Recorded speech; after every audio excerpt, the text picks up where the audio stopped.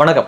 நேற்று சட்டப்பேரவையில் தமிழ்நாடு முதலமைச்சர் 110 விதியின் கீழே பரந்தூர் ஏர்போர்ட் திட்டத்தை ரத்து பண்ணுறோம் அப்படின்ற அறிவிப்பு வெளியிட்டிருந்தார். அதற்கு மாற்றாக வேறு இடத்துல அந்த திட்டம் செயல்படுத்தப்படும் அப்படின்றதையும் சொல்லியிருந்தார். விரைவில் அதற்கான இடங்கள்லாம் அறிவிக்கப்படும், தேர்வு செய்யப்படும் அப்படின்றதெல்லாம் சட்டப்பேரவையில் 110 விதியின் கீழே முதலமைச்சர் அவர்கள் அறிவிச்சிருந்தார். இந்த அறிவிப்புக்கு பல்வேறு கட்சிகள் ஆதரவு தெரிவிச்சிருந்தாங்க, சில கட்சிகள் எதிர்ப்பும் தெரிவிச்சிருந்தாங்க. குறிப்பாக பார்த்தீங்கன்னா திமுக பயங்கரமாக நீலிக்கண்ணீர் வடிச்சிருந்தாங்க. ஐயோ வளர்ச்சி போயிடுச்சு, ஐயோ வளர்ச்சி போயிடுச்சு அப்படின்றத சொல்லியிருந்தாங்க. ஆனால் யாருடைய வளர்ச்சி போயிடுச்சு அப்படின்றத அவங்க சொல்லாமல் விட்டாங்க. ஸோ விரிவாக இந்த வீடியோவில் நம்ம பார்க்கலாம். தொடர்ந்து ஆதரவு கொடுங்க, அப்படியே சப்ஸ்கிரைப் பண்ணிவிடுங்க. விஜய் அவர்கள் கொண்டு வந்த நிறைய விஷயத்தை நம்ம எதிர்த்திருக்கோம். ஏன்னா அது யாருக்கும் பயனளிக்காத வெற்று அறிவிப்புகள்லாம் நிறைய இருந்துச்சு. ஸோ அதன் காரணமாக நிறைய விஷயத்தை நம்ம எதிர்த்து பேசியிருக்கோம். ஆனால் இந்த பரந்தூர் ஏர்போர்ட் திட்டம் ரத்து இருக்கு இல்லையா, ஸோ இதை நம்ம வரவேற்கிறோம். காரணம் என்ன அப்படின்னு பார்த்தீங்கன்னா, இந்த திட்டமே முழுக்க சுற்றுச்சூழலுக்கு எதிரான ஒரு திட்டம்.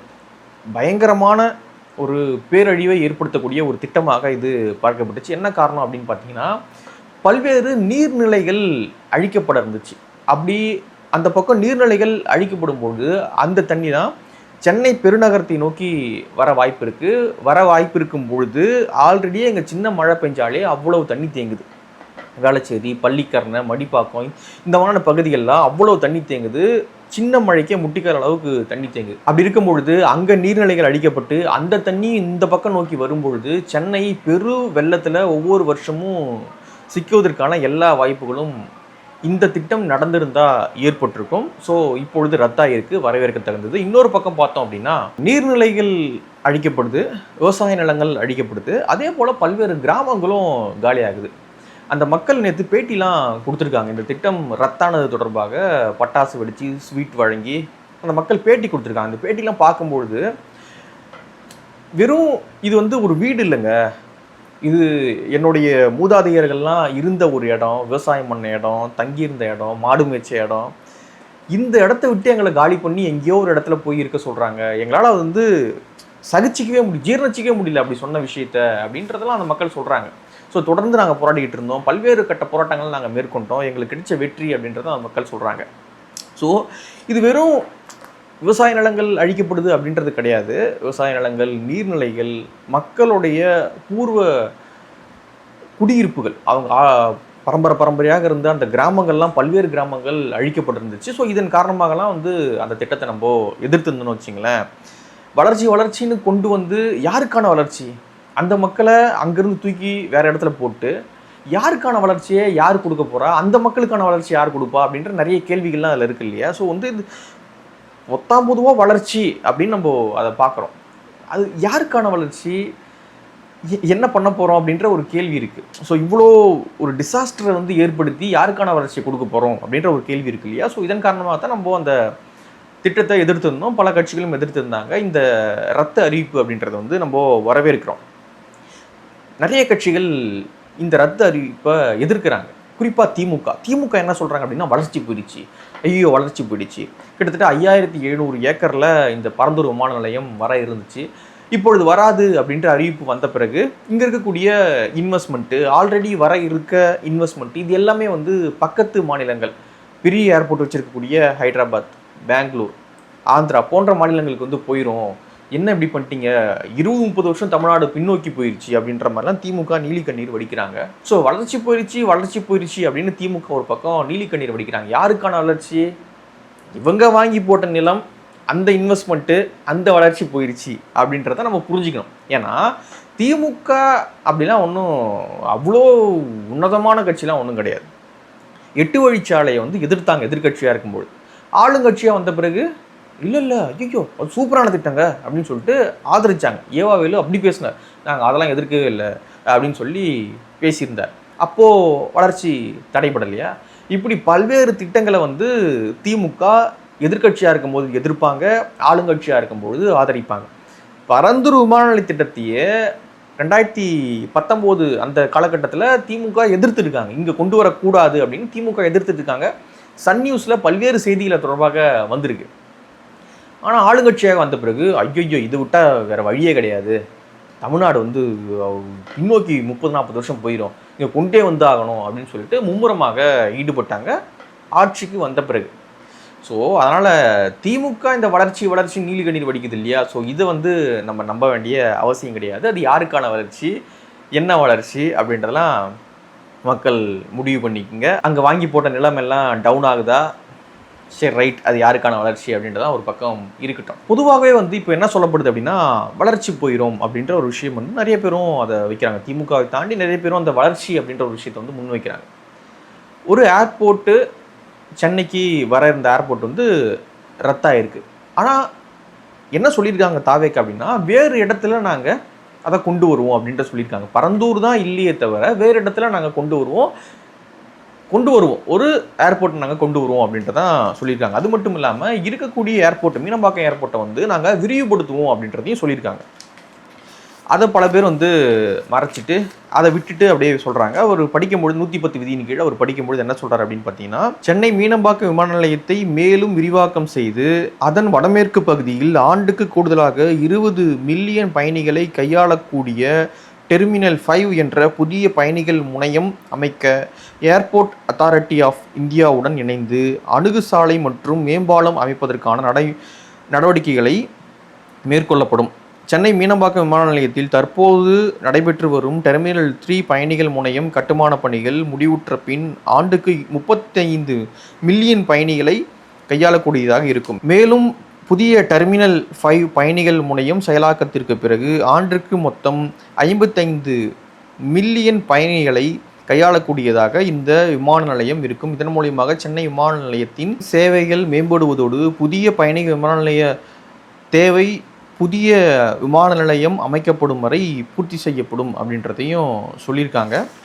ஸோ விரிவாக்கப்படும் அப்படின்றதும் சொல்லியிருக்காங்க. அடுத்தடுத்த டெர்மினல், அதாவது இந்த முனையம் வந்து ஓப்பன் செய்யப்பட்டது அப்படின்னா அடுத்த விமான நிலையம் திறக்கிற வரைக்கும் இந்த விமான நிலையத்தில் போதிய அளவுக்கு நம்ம பயன்படுத்திக்கலாம் அப்படின்றதையும் அவர் சொல்லியிருக்கார். ஸோ ஒரு பரந்துபட்ட வளர்ச்சியை தான் நம்ம வந்து எதிர்பார்க்குறோம். இப்போ இருக்கக்கூடிய விமான நிலையத்தை கொஞ்சம் விரிவுபடுத்தலாம், அதை வச்சு யூஸ் பண்ணலாம். இன்னொரு விமான நிலையம் சென்னைக்கு தேவை அப்படின்னாலும் நம்ம கட்டிக்கலாம். ஆனால் 5700 ஏக்கர் 6000 ஏக்கர் அப்படி எடுத்து தான் ஒரு விமான நிலையத்தை நம்ம கட்டுவோம் அப்படின்னா அது எப்படி? இன்றைக்கி தமிழ்நாட்டில் வந்து நீங்கள் சென்னை சுற்றுவட்டார பகுதியில் நீங்கள் தமிழ்நாடு முழுக்க நீங்கள் எடுத்து பார்த்தாலும் கூட 5000 ஏக்கருங்க, 5000-6000 ஏக்கர் ஒரே அளவில் எப்படிங்க இருக்கும்? அதில் ஏதாவது கிராமம் அடிப்படும், நீர்நிலைகள் அடிப்படும், விவசாய நிலங்கள் அடிப்படும். ஓகே ரைட்டு, விவசாய நிலங்கள் பல்வேறு இடங்கள் அழிக்கப்பட்டு தான் பல வளர்ச்சி திட்டங்கள் கொண்டு வரப்படுதுன்னு வச்சுங்களேன். விவசாய நிலங்கள் கூட விடுங்க, நீர்நிலைகள் அழிக்கப்படுது, குடியிருப்புகள் அழிக்கப்படுது, பல மலைகள் காடுகள்லாம் அழிக்கப்பட்டு ஒரு திட்டம் வந்து கொண்டு வர்றது வந்து என்ன வளர்ச்சி, என்ன சுற்றுச்சூழலில் பெரிய தீங்கை ஏற்படுத்தி ஒரு வளர்ச்சி தேவைப்படுதா அப்படின்ற ஒரு கேள்வி இருக்குது. இப்போ 5700 ஏக்கரில் இந்த பரந்தூர் விமான நிலையம் வரப்போகுது அப்படின்னு சொன்னாங்க. எதுக்கு 5700 ஏக்கரு? இப்போ இருக்கக்கூடிய சென்னை ஏர்போர்ட் வந்து 1300 ஏக்கரில் இருக்குது. சென்னை ஏர்போர்ட் வந்து 1300 ஏக்கரில் இருக்குது. நீங்கள் பெருசாக போகிறீங்க அப்படின்னா 3000 ஏக்கர் 3500 ஏக்கரில் கொண்டு வாங்க. அதற்கு ஓரளவுக்கு பாதிப்பு குறைவாக இருக்கும். நம்ம பாதிப்பே ஏற்படாமல் பண்ண முடியாது, பாதிப்பு ஏற்படும். ஆனால் அந்த பாதிப்பை குறைங்க, எந்த அளவுக்கு குறைக்க முடியுமோ அந்த அளவுக்கு குறைங்க. ஒரு 3000 ஏக்கரில் 3500 ஏக்கரில் கொண்டு வாங்க. நான் 6000 ஏக்கரில் தான் கொண்டு வருவேன். ஏன்னா வந்து ஹைதராபாத் ஏர்போர்ட் வந்து 5400-5500 ஏக்கர்லேயும் அது ஹைதராபாத் ஏர்போர்ட் வந்து இருக்குது. ஸோ பெருசு, அதை விட பெருசு. எவ்வளோ இன்னும் தமிழ்நாட்டை அழிச்சு ஒரு ஏர்போர்ட் கட்டி விட்டுடலாமா? இல்லை புரியல, என்ன பண்ண போகிறீங்க இவ்வளோ தூரம்?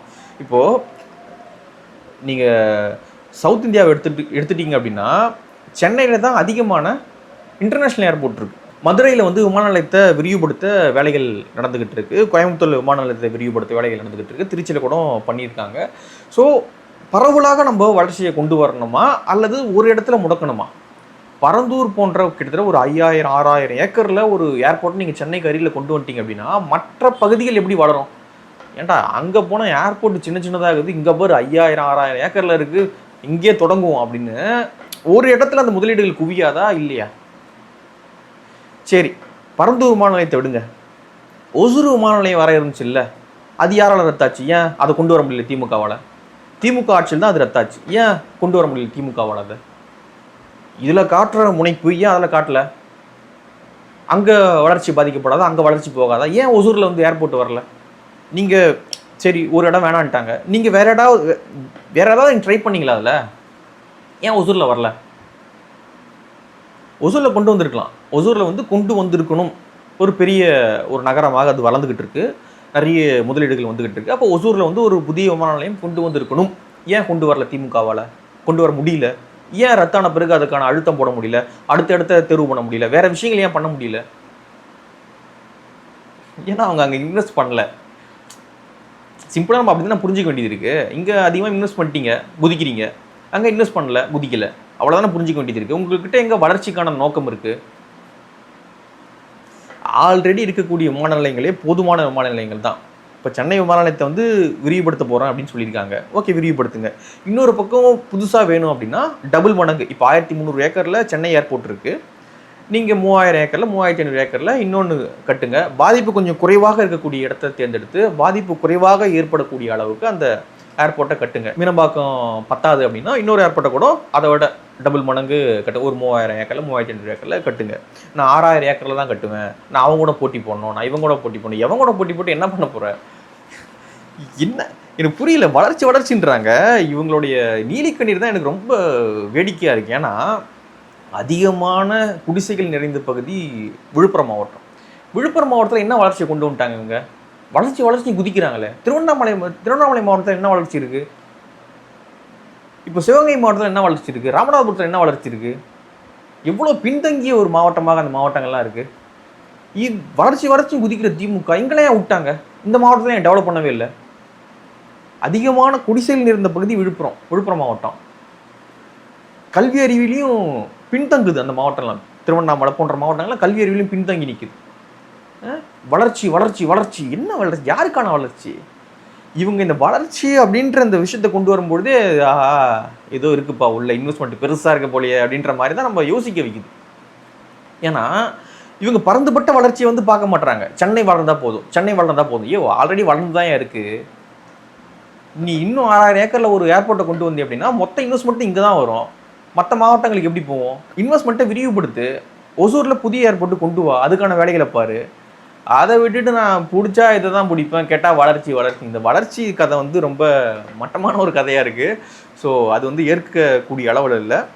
நம்மளுமே வந்து வளர்ச்சிக்கு எதிரானவங்களாம் கிடையாது. ஆனால் எது வளர்ச்சின்றதில் தான் கேள்வி இருக்குது. ஸோ பெரிய டிசாஸ்டரை ஏற்படுத்தி நான் ஒரு வளர்ச்சியை கொண்டு வரேன் அப்படின்றத வந்து ஏற்றுக்கவே முடியாது. இயற்கையில் எந்த அளவுக்கு குறைந்த பாதிப்பு ஏற்படுத்தி ஒரு விஷயத்தை பண்ண முடியுமோ அந்த அளவுக்கு பண்ணுங்க. இல்லை நான் முழுசாக அழிச்சிடுவேன், தமிழ்நாட்டையே அழிச்சு நான் ஏர்போர்ட்டு, ரோடு, இண்டஸ்ட்ரி எல்லாத்தையும் கொண்டு வந்துடுவேன். யாருக்காக? எல்லா மக்களையும் அழிச்சு, எல்லா மக்களுக்கும் நோய் ஏற்படுத்தி, எல்லா மக்களுடைய வாழ்க்கையும் சீரழிச்சு நான் ஒரு வளர்ச்சி கொண்டு வரேன். யாருக்கான வளர்ச்சி? யார் வாழ போகிறா?